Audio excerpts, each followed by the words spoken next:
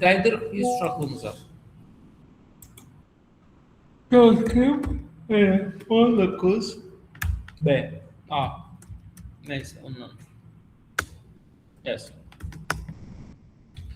Deməli, biz yadınızda desem TYT-ə başladığımız vaxtı, JavaScript-ə başladığımız vaxtı birinci size JavaScript hakkında söylediğim bir de nağıl idi. O nağılda deyilirdi ki JavaScript'te bütün her şey obyekt. Bəli. Onun için biz fırlanıp yine həmin mövzuya qaydırıq ki JavaScript'te bütün her şey obyektdir. Madem ki bütün her şey obyekt ki obyektin ne olduğuna qaydırıq. Obyekt JavaScript data type'ların arasında ilk ve son primitif olmayan bir data type'dır. Yerde kalanların hamısı primitif. Ne oldu? Undefined'di, ne bileyim, number'dı, string'di, başka ne var idi orada? Symbol'dı, başka begin'di, başka ne var idi? Bir daha var idi, bilmiyorum yadından çıkıp. Ama yani obyekt yegane hakikaten de şey olmayandır, primitif olmayandır. Ona göre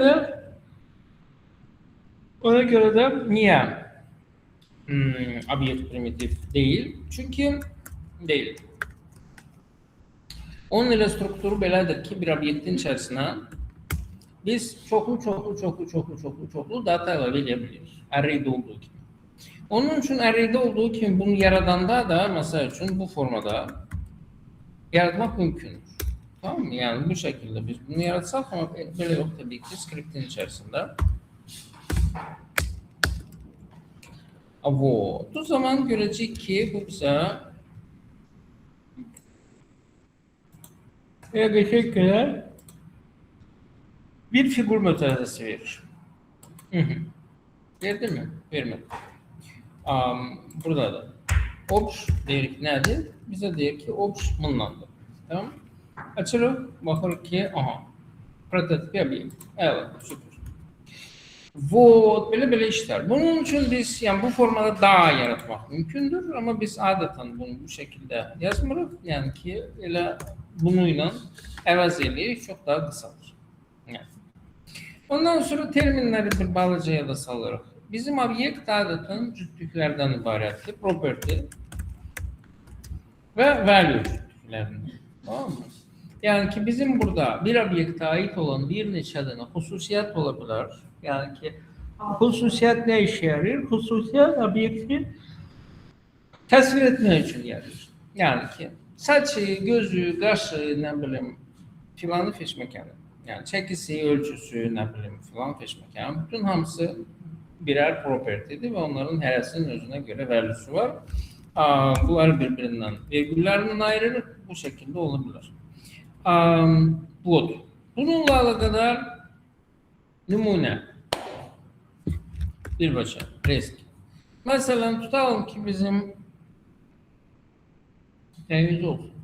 Obyektimiz olsun. Mesela şu talebe. Bu neyimi olsun mesela ne? Neyimi olsun? Bugünkü kahramanımız kimdi? Mesut. Sen neyin ki?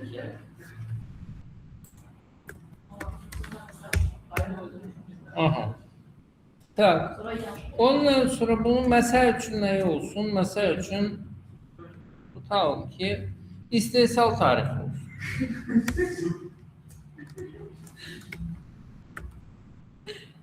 Mesut neçənci ildensin? 2008 müəllim. 2008. Tamam. 2008. 18 yaşı varmış. Tabi bilmiyorum. Olup olmayıp. Tak. Sonra bir daha da mesela tutalım ki bir daha boynu bir adam. Boyun neçədir? Mesut. Necə müəllim? Boyun neçədir? Metr 83. Metr 81. Hı hı. 83. 83 hadi. Okey. Tamam. 81 idi. Sonra büyüdü biraz 83 oldu. Evet. Bunlar bizim parametrelerdi. Hansılar ki biz bunun içerisinde görürük. Aha, ne güzel. Hamısını bir gösterir. Yani bu formada. Yani belə baxanda əslində array'e oxşuyur. Prosta array'de burada 0, 1, 2 yazılırdı. Burada ise adlar yazılır. Height, name, year falan seçməkən. Tamam. Və görürsünüz ki, burada yazdıklarımızın sırası əslində heç bir əhəmiyyət kəsb eləmir. Çünki burada mesela şunların əlifbayla sıraladı. Yani onun için həqiqətən də heç bir əhəmiyyət kəsb eləmir. Yani obyektlərdə sıranın heç bir mənası yoxdur. Evet. Ondan sonra mesela için bütün propertileri birbaşa əlavə eləmək məcburiyyətində deyilik. Yəni ki, bir obyekt yarandıktan sonra bunun içərisinə mesela bazı şeyler əlavə oluna bilər. Necə əlavə oluna bilər? Deyirik ki, tələbə obyektinə height diye bir property yaratabiliriz ve hatta kıymetini de bu formada yazabiliriz. Yani baktığımız vakti görürük ki bunun strukturu tamamıyla eynidir, hiçbir farkı yok ve yine de bunları yani ki öz keyfine göre yazır. Yani alfaya göre yazır falan. Ehemmiyet kesbelenir. Tamam? Yes. Ondan sonra eğer bize herhangi bir property lazımdırsa onu öğrenmek için yazırız tələbə nokta name mesela. Bu bize deyir ki Mesut bunun neydi, tamam mı? Bu birinci usul. Ve ikinci usul daha var. Bazen. Bizde bu property name'ler yoktu. Name'di, year'di, height'di yani ki property'ler. Onlar bir tane değişenin içerisinde olur. Mesela tutalım ki mesela year. Böyle yazılmaz axı. Bunu yazırıq biz dırnağın içerisinde. Düzdür mü?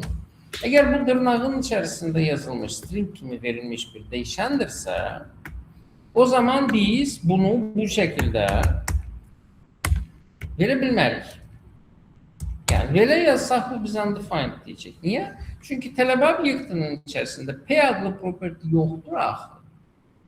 Bəs nətər eləyək? Mən istəyirəm ki, deyim ki, bu P-nin içerisinde ne varsa bunu property kimi götürsün ama yani ki onu değişenden verin. O zaman millet biz bunu bu formada yazırıq. Array'deki gibi. Tələbənin P-ninci elementi. P de nədir? P de year'dir. Year gedir, baxır və onu bizim üçün qaytarır. Tamam? Beləliklə, ya bu formada yazırıq. Tələbə nöqtə və ondan sonra property name. Ya da bu şekilde yazırıq. Bunun içerisinde bunu string formasında veririk. Tamam mı? Yani bu string formasında olduğuna göre biz bunun içerisinde değişeni de içinde string formasında yazılmış property ile istifade edebiliriz. Bu şekilde de bunu yazabilir. Tamam mı? Doğru. Böyle işler. Orada mesela gate bir section yani orada string kimi gələcək. Yəni Kim? tələbə Yok, property name'lerden gelir söhbət. Ben onu beraber koydum değişmek için. Bu string kimi gelmir. Property name'ini string kimi eğer yazmak istəyiriksə, o zaman kvadrat mütərizənin içerisinde yazar. Veya elə belə misal üçün bu formada yazabiliriz. Bu bize tamamıyla eyni nəticəni verəcək. Onu mesela değişik başka koydum değişik. Tak, indi tutalım ki Məsudu yaxşı bəsləyiblər və bu 2 santi daha büyük. Tamam mı?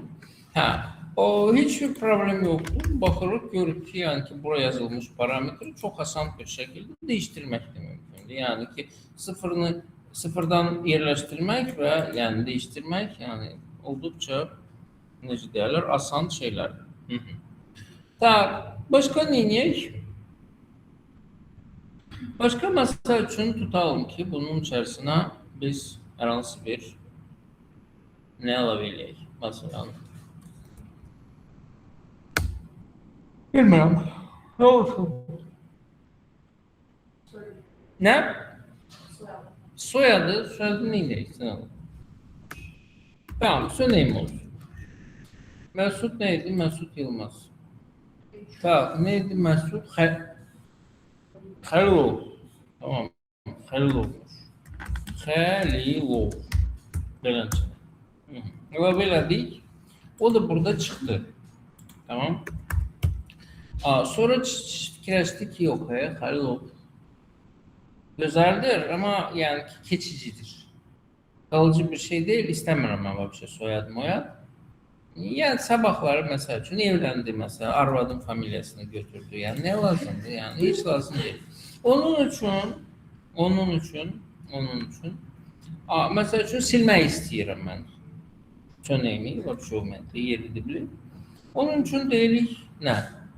Delete, məsəl üçün tələbənin, məsəl üçün sönəyimi. Okay mi? Belə yazdığımız zaman baxırıq, görürük ki, Xəlilov Məlov yox çıxdı. Beləliklə, millət, baxın, yeni propertini əlavə eləmək, propertini dəyişdirmək, propertini silmək. Bu kimdir? Ne bu? Mən üzr istəyirəm. Alo. İstifadə edirik. Fordan, mordan və s. olaq. Məsələn, obyektin içərisindəki şeyləri biz çıxartmaq istəsək, o zaman necə eləyəcəyik? Tamam. Yoxlayaq da. Tutalım ki, bir dənə for götürsək və burada desək ki, məsəl üçün burası array olmasın, məsələn, tələbə obyekti olsun və desək ki, bizə tələbə obyektinin iyninci elementi filan seçməkən lazımdır. Və bu iyninci elementini məsəl üçün də konsoloqa çıxarsaq, nə görəcəyik? Nə verəcək bizə? Bizə verəcək heç nə. Konsolluq, tələbə, düz yazmışam, qayıb. Heç nə vermir. Çünki, bilirsiniz nədir? Tələbənin birincisi lensi yoxdur. Yəni, tələbə obyektinin içərisində lens deyə bir şey yoxdur. Onun üçün yəni bu ümumiyyətlə işləməyəcək. Tutalım ki, bizim lens formasında deyil, yəni baxırıq ki, burada 1, 2, 3 dənə şey var. Yəni ki, 0-dan başlayaraq 3-ə qədər yazsaq, o zaman bizə verəcək 3 dənə undefined. Niyə? Çünki tələbə obyektinin içərisində nə 0, nə 1, nə 2 deyə bir property yoxdur. Onun üçün bu belə sadəcə işləmir. Obyektlərdən işlədiyimiz vaxt millət, bizim xüsusi formumuz var. Especially for objects. Bu for in loopudur. Tamam mı? Yəni obyektlərdən işləmək üçün. Və burada deyir ki, bu bizim obyektimizdir. Məsəl üçün tələbə. Bu isə dəyişəndir. Yəni biz özümüz bir dənə dəyişəni yaradırıq. Bu letlə də yarada bilərik, fərqi yoxdur. Hansı ki, buradakı obyektin hər bir propertisini bu dəyişənə alacaq bir-bir. Məsəl üçün P yazı bilərik. Yəni, bu tələbənin propertiləri, bu dəyişəndir. Hansı ki, əvvəlcə name götürəcək içində, ondan sonra soyname olacaq, sonra year olacaq. Bax, indi məsəl üçün konsolloqa P-ni versək. Bu bizə nə qaytaracaq?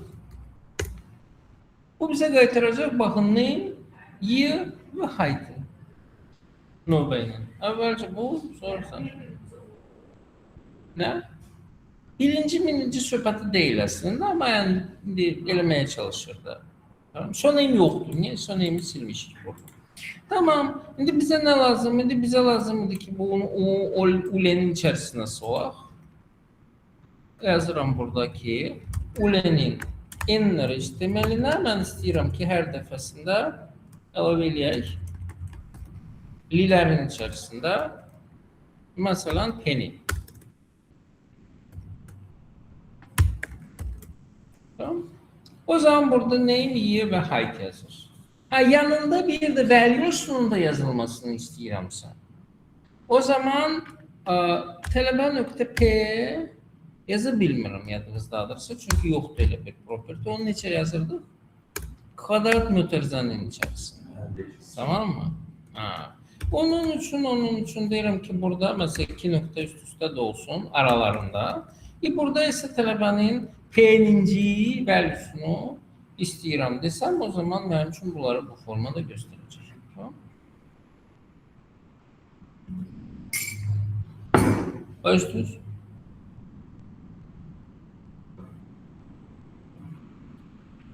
Okey mi? Yani obyektler üçün forindir.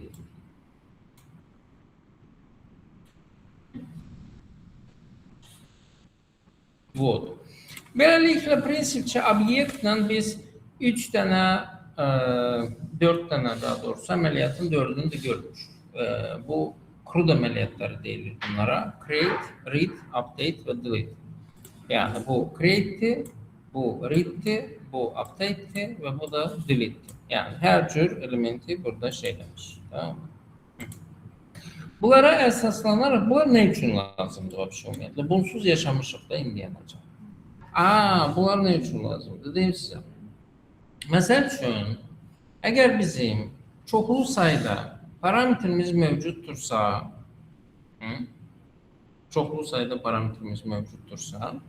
o zaman biz onları məsəl üçün tutalım ki, keçən dərsdə nə eləmişik? Bir dənə array'in içərisində soxuşdurmuşuq.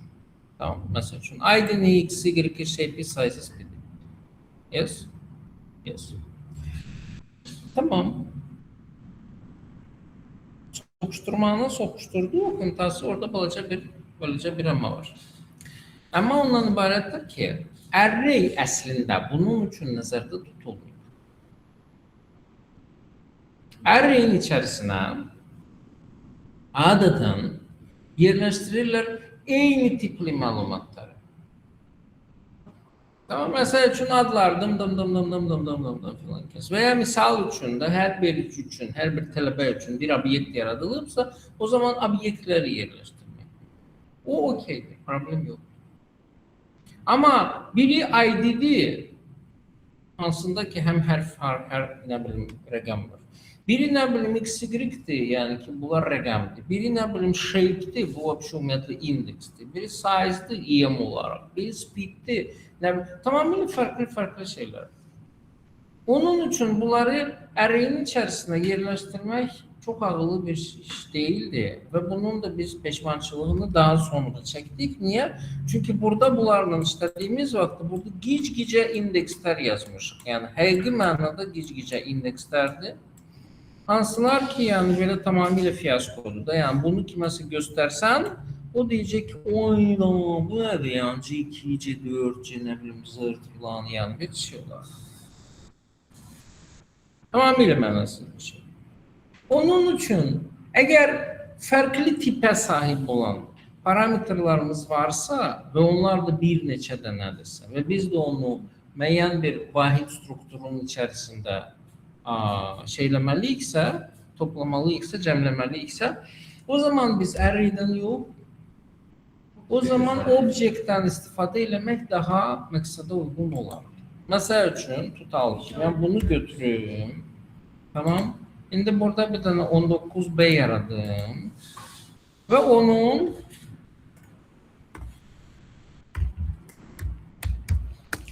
biz çalışacağıq ki, daha mədəni formasını düzəldək. Məsələn, kopyaladım hamısını. Eyni şəkildə. Deyirəm ki, mən array'in içərisinə push eləyəcəm bunları, amma bizsiz nə formada? Obyekt formasında. Array formasında yox, obyekt formasında. Baxın, belə işte. Burada nə olacaq? Burada məndə ID, X, Y, shape, size filan feşməkən qabaqlar indekslə gedirdi. 0, 1, 2, 3, 4, 5 filan filan. İndi isə mən belə eləyə bilərəm. Deyə bilərəm ki, ID kimi olsun. X'in propertisi X olsun. Y'in propertisi Y olsun. Ondan sonra shape'in propertisi shape olsun. Size'ın propertisi size olsun. Və nəhayət speed'in propertisi ilə speed olsun. Tamam. Bu mənə nə verəcək? Bu mənə baxın bunu verəcək. Burada heç nəyə baxmırıq. Birbaşa bura baxırıq. Və bizi array maraqlandırır. Görür ki,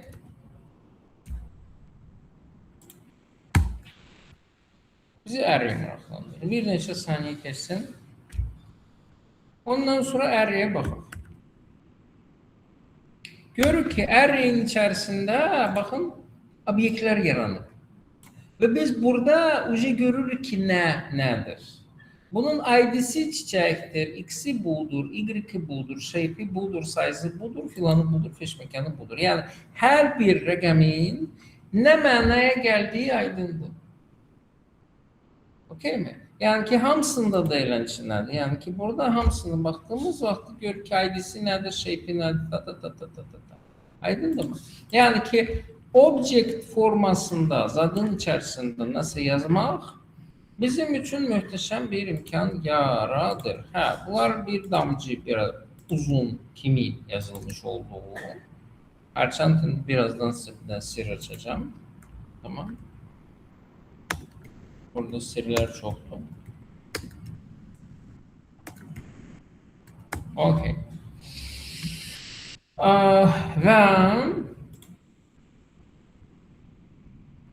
Və bunlardan istifadə elədiyimiz vaxt eyni qaydada. Baxın, array'in 20-ci elementi bizdə nədir? Array'in 20-ci elementi həmin bu obyektdir. Bu. Çünki biz array'ə həmişə obyekt push edirik.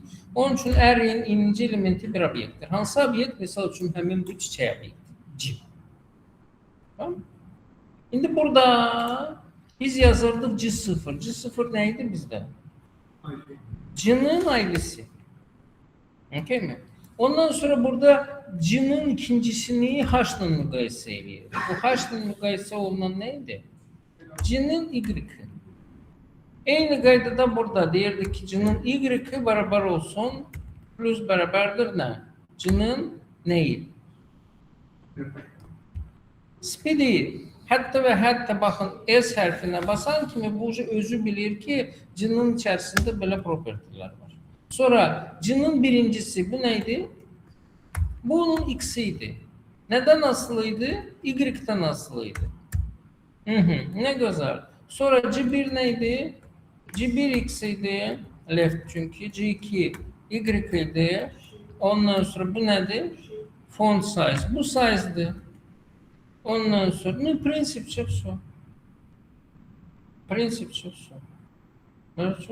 Yani ona göre buna baktığımız vakti millet, bu çok daha anlaşılan bir yazılıştır. Yani ki bunu biz şimdi şeylesek, burada kodlasak, işləyir mi? Bəli, işləyir, gül kimi işləyir yana. Ama yani bunun kodu daha anlaşılan oldu. Yani bu dəqiqə koda baktığın zaman artık korkmağa ihtiyaç yoktu. Yani o net 0, 1, 2 burada yukarıda bunu metkalamağa ihtiyaç yoktu vesaire və Plus size bir tane şey diyeyim. Dedim bayaq bir tane sir olacak.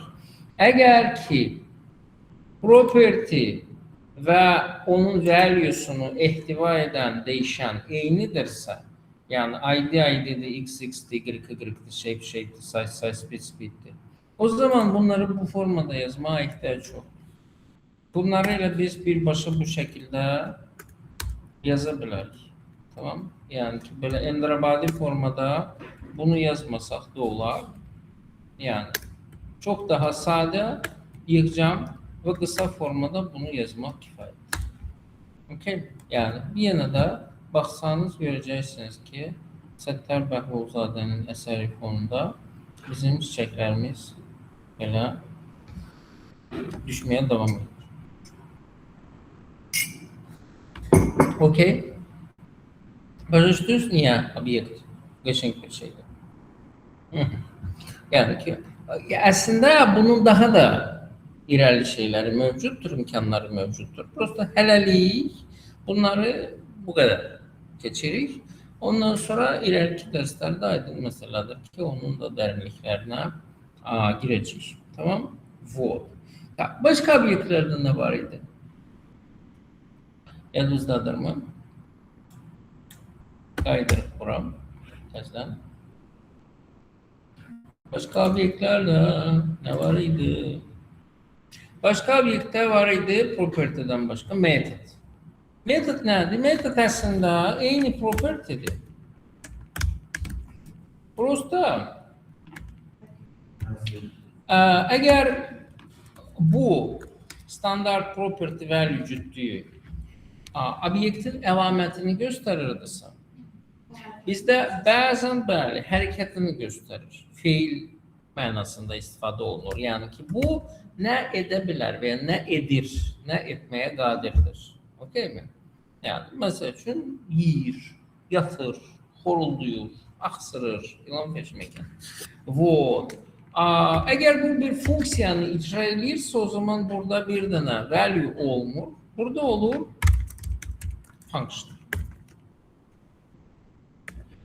Okeymi? O zaman həmin metodun propertini biz method adlandırırıq. Okeymi?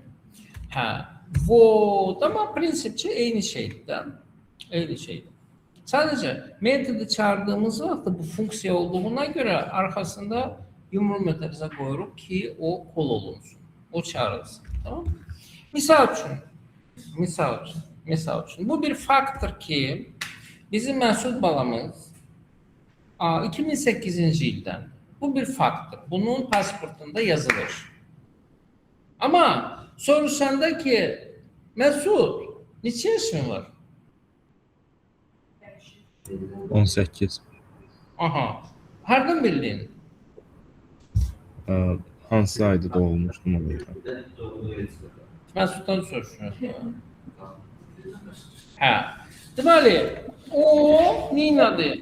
O cari ildən öz təvəllüdünün ilini çıxdı və bəli. Beləliklə, məsəl üçün tutalım ki, biz də elə bir şey izah ediləsə, bizə nə deməlidir bu metod? Bu metod özdə nə metodu olacaq? Məsəl üçün, yaşı deyən, get, age. Bu bizə qaytarmalıdır. Biz onu deyəndə ki, bala, yaşın nədir? O bizə qaytarmalıdır yaşını. Onun üçün yazıram bura. Return. Cari tarix.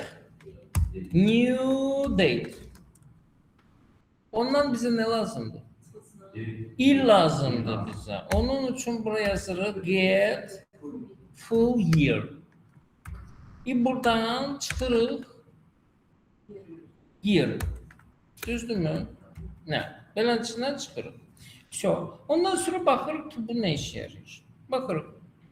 Bizim məsəl üçün tələbə, məsəl üçün bunun age metodu əmələ gəldi. Belə yazdığımız vaxtda bizə deyir ki, bu funksiyadır. Yəni ki, bunu işlətmək üçün yumru metodizə qoymaq və enterə basmaq lazım. O zaman bizə nə deyir? Deyir ki, year is not defined. Təbii ki. Çünki bizdə year deyə bir dəyişən yoxdur.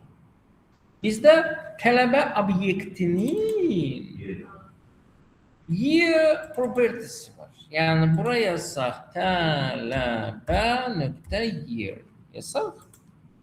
O zaman desək ki, bizə tələbənin age lazımdır. Baxın, bu bizə 18'i qaytarır. Allah xoşbaxt olasın. Aydındır mı? Onun üçün əgər hər hansı bir metodun içərisində eyni obyektin propertisindən biz istifadə ediriksə, onu təkcə property name yox, obyektlə bir yerdə yazmaq lazımdır. Amma burada çox vacib bir əmma var. Əmma ondan ibarətdir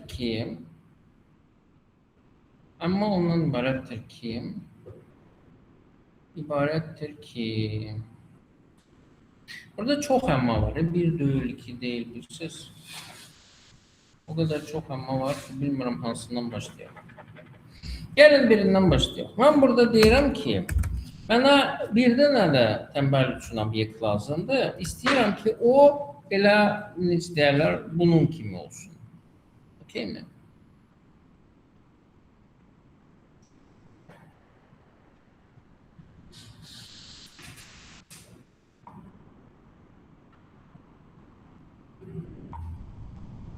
Məsəl üçün olsun tələbə 1. Gəlin, bütün sirləri sizə açım. Eyni struktura malik olan bir şey istədiyim zaman nə yaza bilərəm? Yaza bilərəm ki, burası olsun beləncə. Tələbə 1 bərabər olsun tələbəyə. Tamam. O zaman nə verəcək? Baş, bu bizim tələbəmizdir. Məsuddur filan da filan. Bu bizim tələbə birimizdir. Məsuddur nə bilim nə filan filan. Değil mi? Hı. Amma struktur eynidir. Amma şeyləri mən dəyişdirmək istəyirəm. Məsəl üçün tutalım ki, tələbə 1-in name'ini istəyirəm ki, olsun nə? Nə yox, kim? Məsəl üçün action. Tutalım. Tamam? Bu. Ondan sonra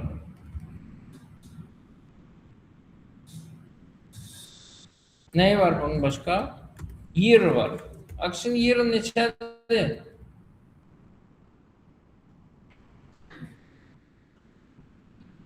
Action.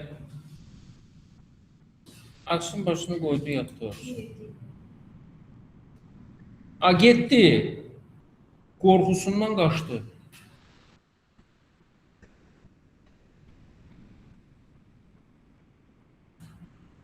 Yaxşı. Hara qaçdı? Nə vaxt qaçdı? Bu əsas məsələ. Tamam. İbo olsun. İbo neçənci ildənsən? 2008. Yox, olmadı. 2008 olmaz. Tamam. Emil Həsənov. Bəli, burada il gələcək, maraqlı. 1980 neçə? 3. Ha.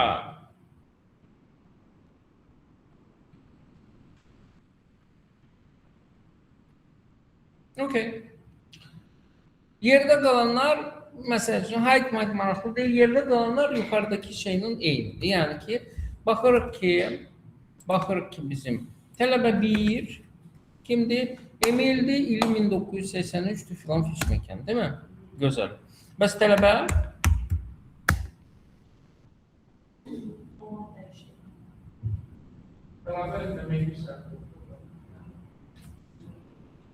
Hə. Bu belə bir şeydir. Bunu nəzərdə saxlayın.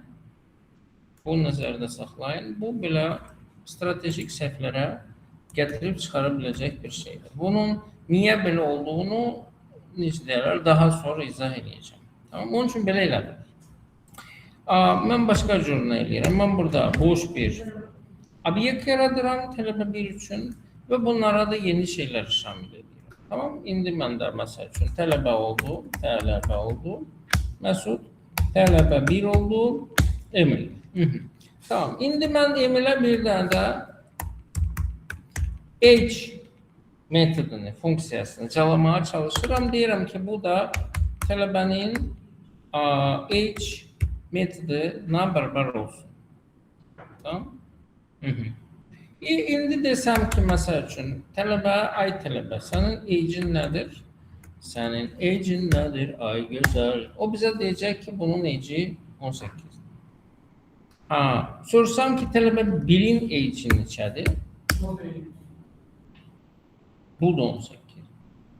Hətta betəri də var. Misal üçün, tələbədən bezdim. Dedim ki, tələbəni mən sildim. Okay. Tələbə 1'in içərisində hal-hazırda name də var, year də var, age də var. Desəm ki, bunun age'i neçədir? Bu siz nə deyəcək? Bu deyəcək, type error cannot read properties of null. Niyə? Çünki tələbə 1'in age'i belə bir funksiyadır. Hansı ki, new date get full year-la tələbənin yerini çıxartmaya çalışır. Amma tələbəni biz bu arada sildik. Onun üçün null'un year propertisi olmadığına görə bu bizə deyir ki, mən null'un propertisini oxuya bilmirəm. Ona görə də bu cür problemlərin olmaması üçün yəni baxmayaraq ki, nə bilim, şeylər fərqlidir, nə bilim, nə və s. Biz hər hansı bir obyektin propertisinə müracaat eləmək istədiyimiz vaxtı burada obyektin adını biz yazmırıq.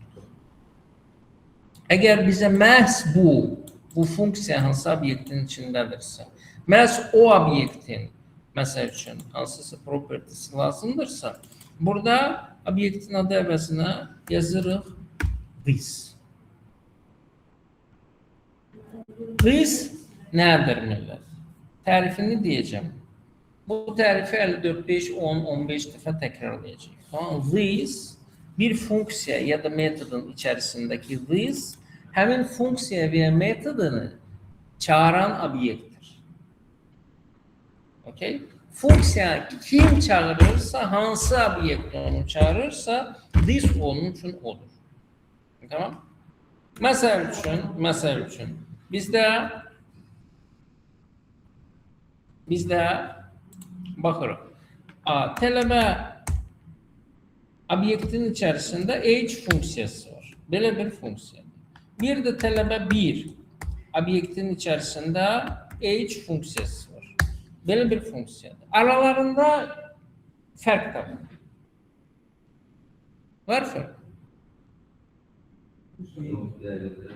Yox. Hiç fərq yoxdur. Tamamilə eyni funksiyadır. Değil mi? İndi deyirik ki, tələbə 1'in age nə qədərdir?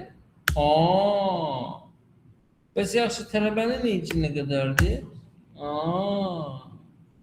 Başdınız? Baxmayaraq ki, funksiyalar tamamilə eynidir, identikdir. Buradaki this. Buradaki this. Funksiyanı kim çağırırdı? Tələbə 1. Onun üçün buradaki this tələbə 1'dir. Buradaki this funksiyanı kim çağırır? Tələbə idi. Obyekt tələbə. Onun üçün beləncədir. Tamam?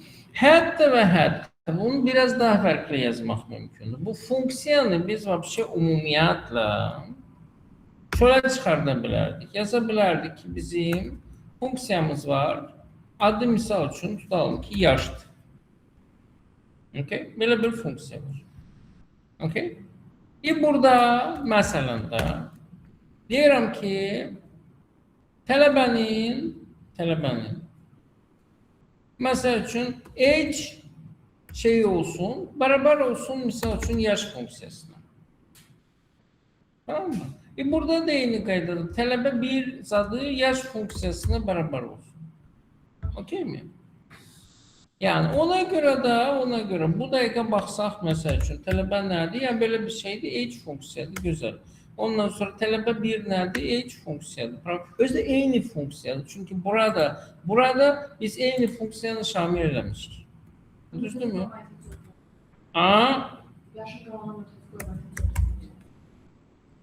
Yaşın qabağında nə? Yox. Mötərizə funksiyanın çağırılmasıdır. Biz ise burada funksiyanı çağırmırıq. Biz funksiyanı mənimsiyirik. Burada yaş bir değişen de hansı ki funksiyanı göstərir. Beləliklə desək ki, bizə tələbənin age lazımdır. Bu bizə deyəcək ki, budur. Tələbə 1'in age lazımdır. Bu bizə deyəcək ki, budur. Onda belə olan burada this yazmaya ihtiyacı var. Var tabii ki. Onun için this yazırıq ki, universal olsun. Hansı obyekt bu funksiyanı çağırırsa o onun this'idir. Tamam mı? Bu funksiyanın içerisinde bu vəbşə obyekt burada yoktur. Ama biz əvvəlcədən yazmışıq ki, hansı obyekt bunu çağıracaqsa o həmin o obyektin yerini götürür. Tamam? Onun için tabii ki this yazır. Necə yoxdur. Lazımdır. Okay? Вот, böyle işler. Biz hatta bir daha da fonksiyonu yazabiliriz. Biraz daha şey olsun, mürekkep olsun. Function yazırım. Mesela için salam ver funksiyası olsun. Ben istiyorum ki bu fonksiyonu bir obyekte biz caladığımız zaman onu çağıranda bu bize qaytarsın. String. İçerisinde yazılsın. Salam. Mən filan kəs, yəni adını desin. This name. Nokta. Benim veya burada da burada da property name yok. Şeyi çağır, metodu çağır. This age çağırıcı. Versin var. Diyecek bizim vatandaş. Yani böylelikle biz burada hem obyektin name property'sine hem de ki obyektin age metoduna müracaat ediyoruz. Tamam. Aydın meseledir ki bunu her iki obyektə calamaq lazım. Misal üçün burada say hi property olsun, hansı ki salam fer funksiyasından öz qiymətini götürsün. Burada da eyni qaydada tələbəyə də say hi metodunu əlavə edirik, hansı ki salam ver funksiyasını çağıracaq. Tamam. Baxırıq tələbə deyirik say hi. Bunu icra elə. Deyir ki salam mən Məsud 18 yaşım var. Və ya misal üçün tələbə 1 deyir ki salam mən Emil 43 yaşım var. Okay. Bu bizim metodlarımızdır. Metodu birbaşa obyektin içində də yaza bilərik və ya çöldən də çağıra bilərik. Yəni çağıra bilərik deyəndə ki funksiya kimi izad edib ondan sonra obyekti calaya bilərik. Ondan sonra istifadə edin. Problem yok.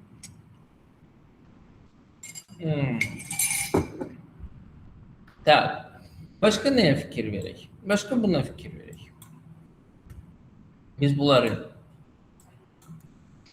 obyektlərimizə cavabladığımız üçün hal-hazırda funksiyalar burada beləncəsinə çıxır. Eybəcər formada. Necə eləyə bilərik ki, misal üçün bu burada çıxmasın. Əgər funksiyadırsa çıxmasın.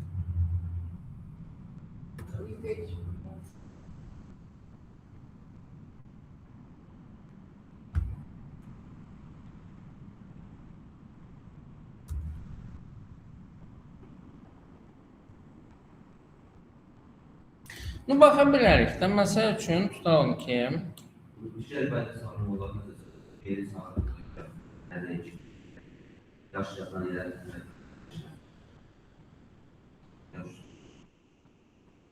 nə deyirsən sən? İşte başa çıxar. Orada da ekranda çıxardığınız sizlərə yaş dərəcələri bərabər yaş yazır. Bu yaşı orada yazanda biz tələbə əldə yazılır, yaş yazılır.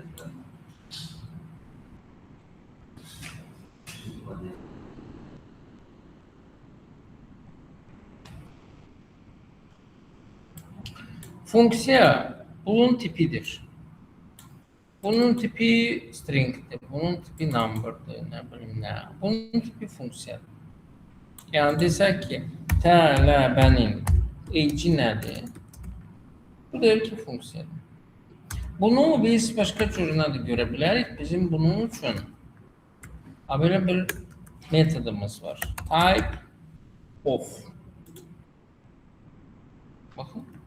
Yəni tələbə name'inin type of'u stringdir. Tələbə year'ının tipi number'dır. Tələbə age'in tipi function. Onun üçün biz onu burada yoxlaya bilərik. Deyə bilərik ki, əgər tələbə age'in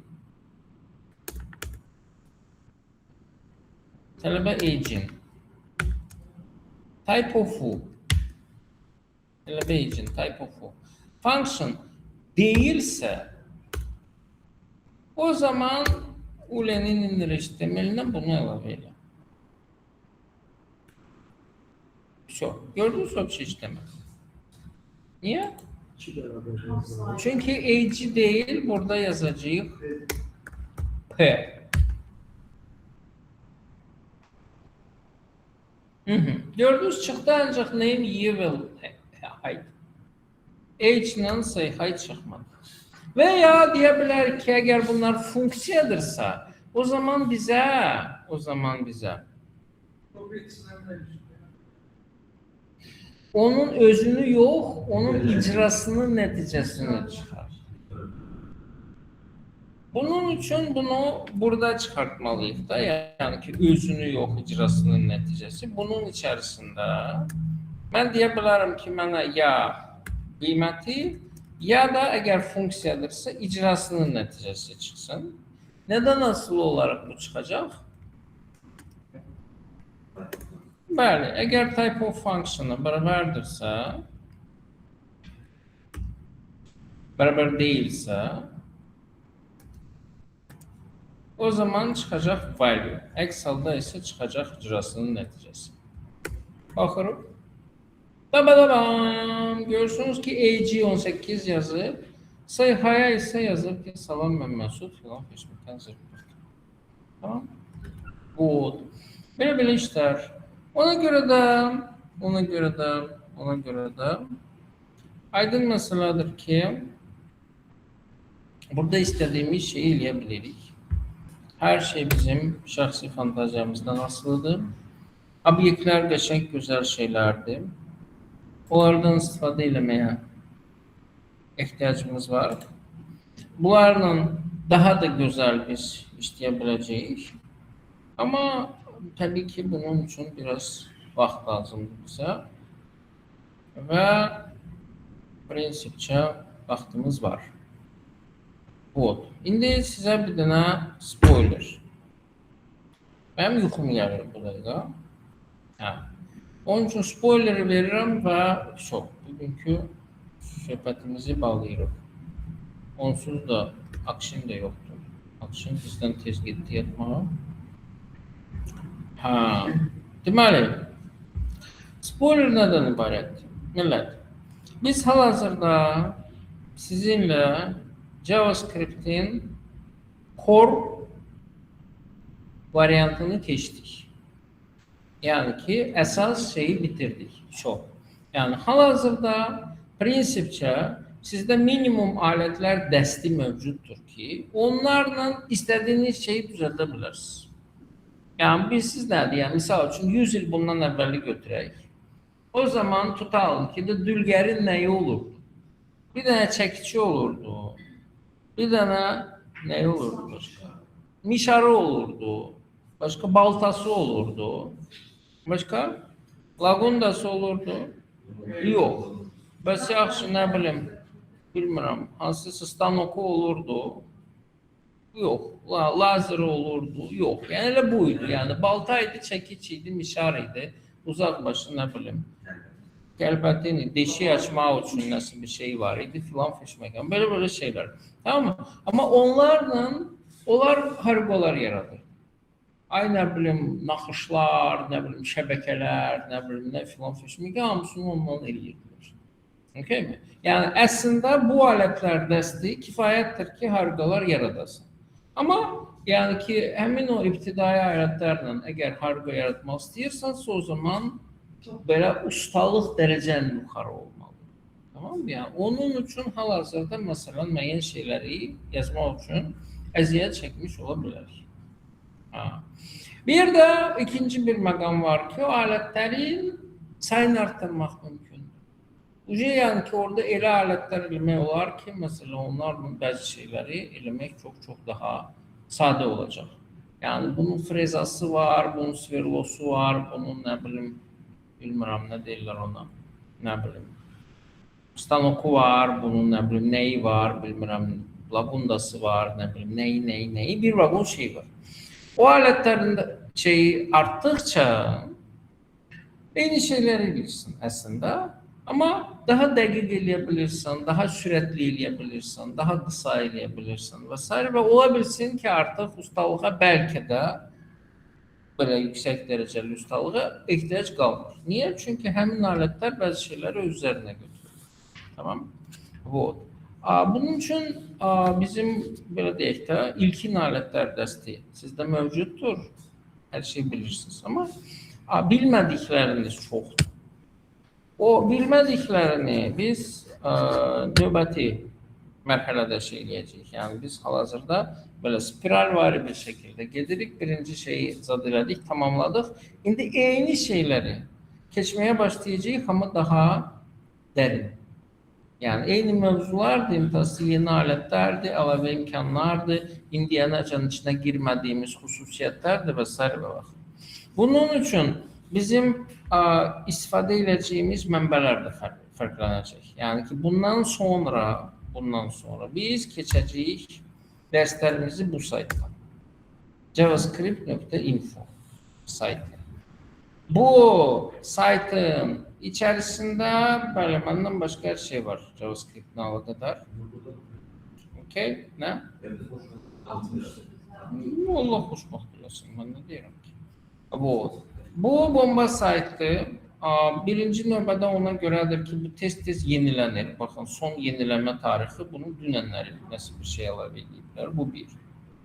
İkincisi, burada həqiqətən də bizə artıqlaması ilə bizə lazım olan mövzuların artıqlaması ilə var. Tamam, yəni bəzi mövzulara biz ümumiyyətlə girməyəcəyik. Bu iki. Üç. Bu saytı əslində mən şəxsən arzu edirəm və sizə məsləhət görürəm ki, bu saytı siz əzbərləyəsiniz. Deyə bilərsiniz ki, bu nətər baş verəcək? Bu çok sadə baş verəcək. Yəni ki, bunu açırsınız, yəni keçdiyimiz bölmələr, tamam mı? Bunu oxuyursunuz, okey mi?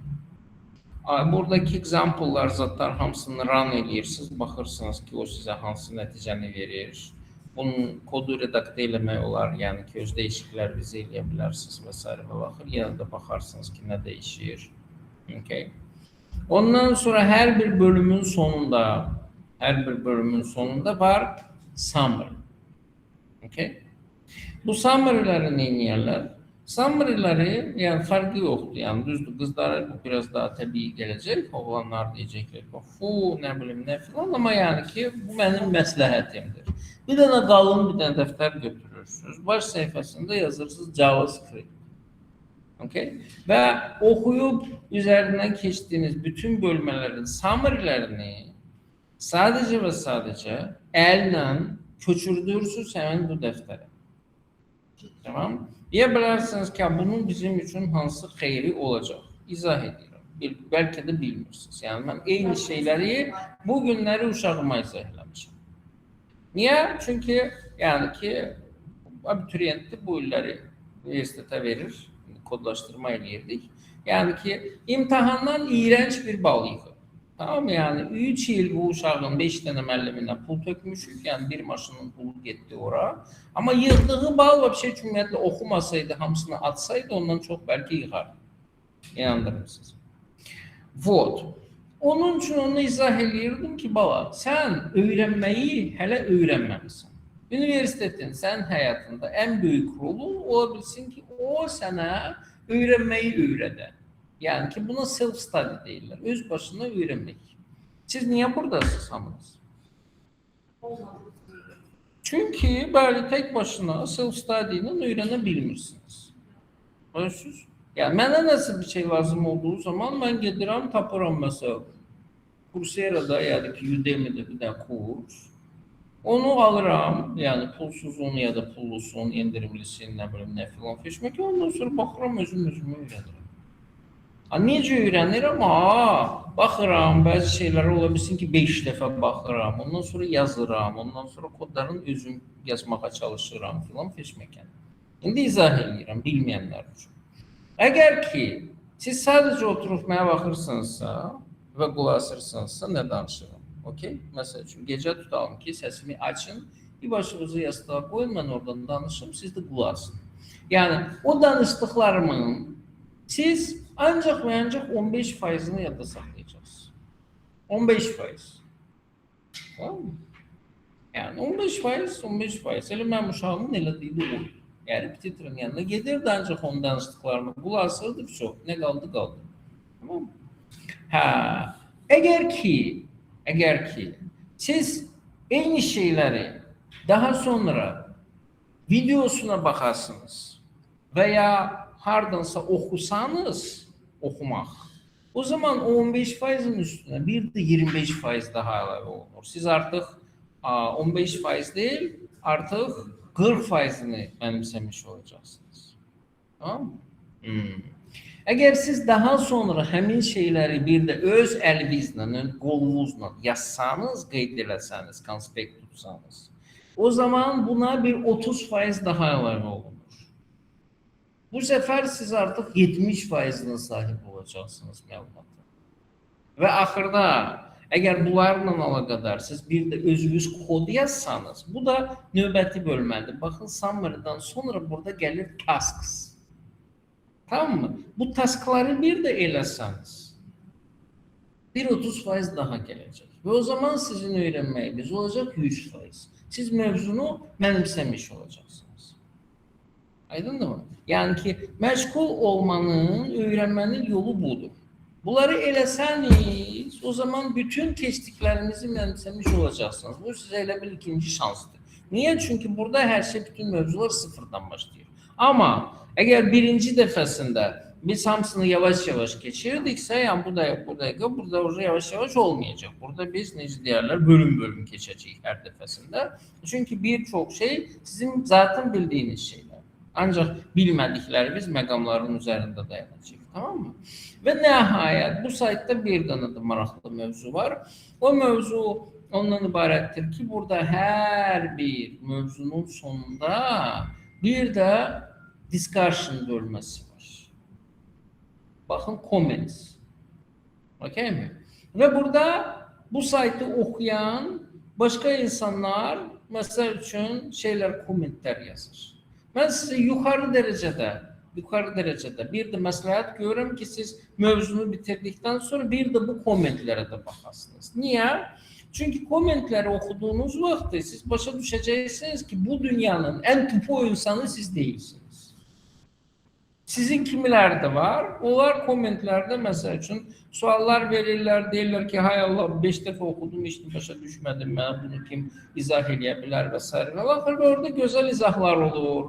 Orada həmin mövzunu daha maraqlı başqa yerdə izah olunursa, onun linkini yerləşdirirlər. Və ya biri deyir ki, mən filan taskı icra elədiyim zaman onu başqa cür həll eləmişəm, düz eləmişəm filan. Yəni ki, onun üçün bunları oxumağa da prinsipçi vaxt ayırmaq vaxt israfı deyil.